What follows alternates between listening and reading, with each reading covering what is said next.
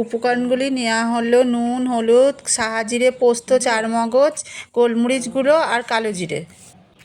তার সাথে আছে কাজু বাদাম, কাঁচা লঙ্কা, টক দই, ধনেপাতা, কাসুরি মেথি, কাশ্মীরি লঙ্কা ও তেল। আর আছে 500 গ্রাম কাতলা মাছ। প্রথমে মাছগুলি ধুয়ে তেল, নুন, হলুদ মাখিয়ে নিলাম।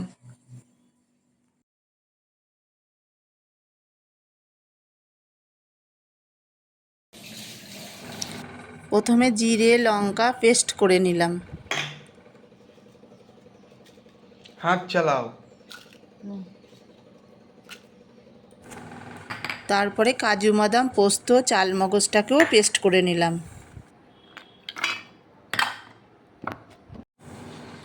এবার কড়াইটা বসিয়ে দিলাম উনানে। তারপরে কড়াইটা তাতলে তেল ঢেলে দিলাম। তেলের পরে একটু লবণ দিলাম যাতে মাছগুলো না ভেঙে যায়।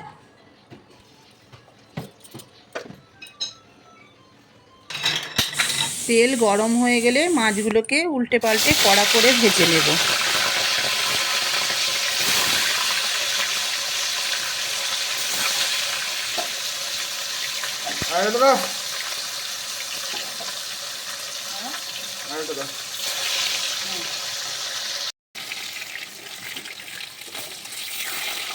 রান্না করতে পারি না, আমি রান্না করতে পারি না।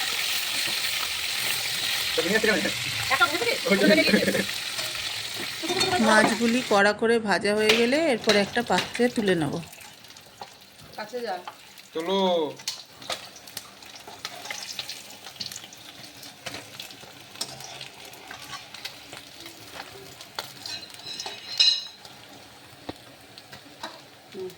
তারা দেখায়, দেখো তুলে নিয়ে তো পালায়। এরপর কড়াইয়ে আরেকটু তেল দিয়ে এলাচ ফোড়ন দিয়ে দিলাম।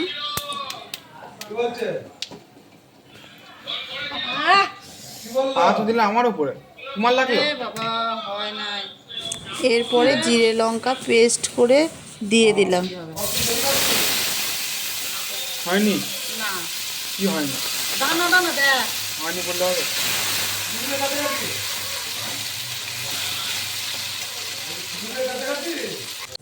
তারপরে কাজু পোস্ত বাটাটা দিয়ে দিলাম।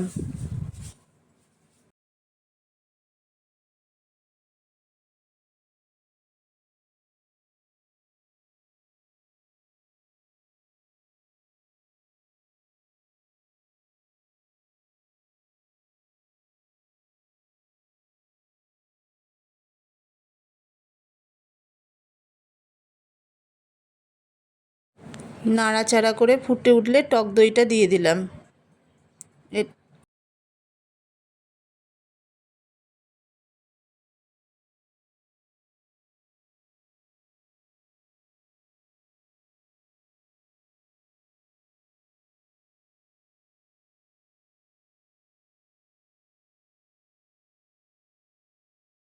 এরপর গোলমরিচ গুঁড়ো দিয়ে দিলাম।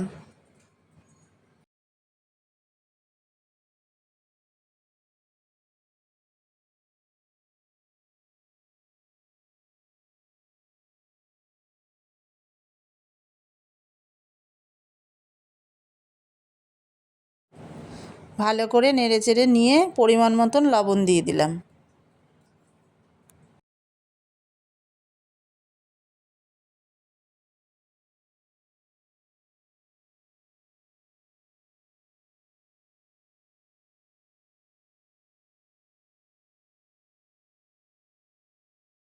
এবার একটু স্বাদের জন্য চিনি দিয়ে দিলাম।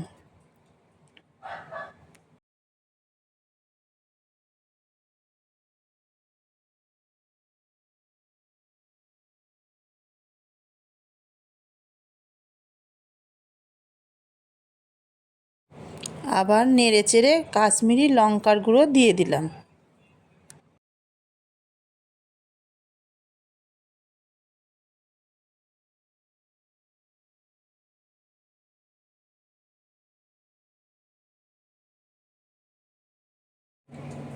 এরপর কাঁচা লঙ্কা চিড়ে দিয়ে দিলাম কটা।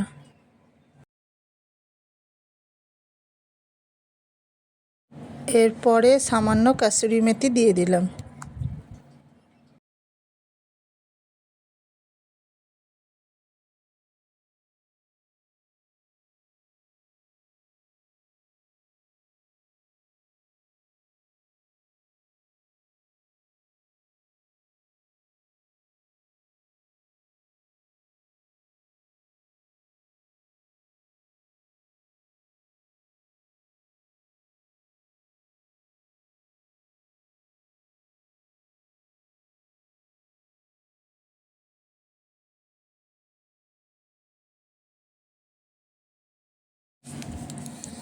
এরপর জল দিয়ে দিলাম একটু।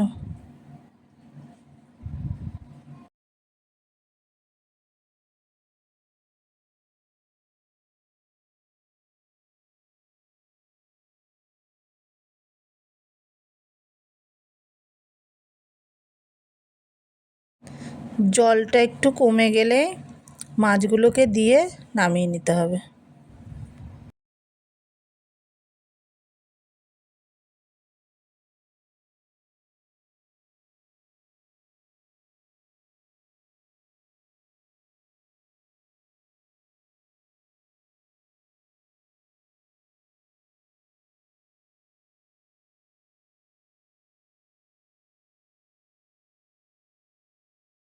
মাছটা ফুটে গেলে ধনেপাতা দিয়ে একটু শাহি গরম মশলা দিয়ে নামিয়ে নিতে হবে।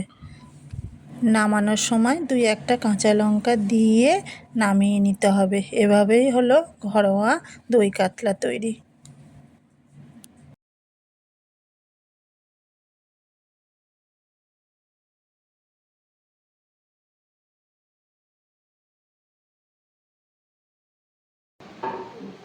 দেও ঢালো।